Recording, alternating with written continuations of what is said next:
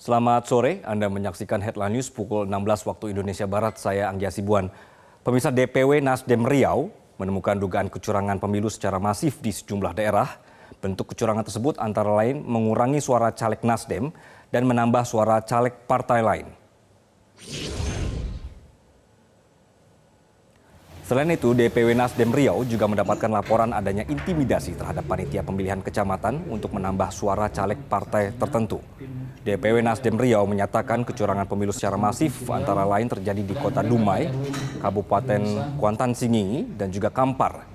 Ketua Badan Pemenangan Pemilu DPW Nasdem Riau, Dedi Haryanto Lubis, mengatakan dugaan kecurangan ini akan dilaporkan ke KPU dan Bawaslu untuk diproses secara hukum. Nasdem minta kepada seluruh PPK yang sedang melaksanakan pleno di tingkat kecamatan bekerja profesional sesuai dengan sumpah jabatan.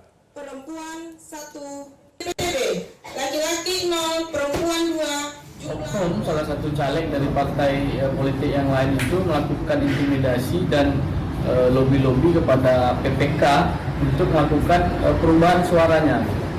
Nah, ini yang menjadi temuan kita, dan beberapa temuan lain itu contohnya terjadi perubahan dan salah penulisan jumlah suara Partai Nasdem.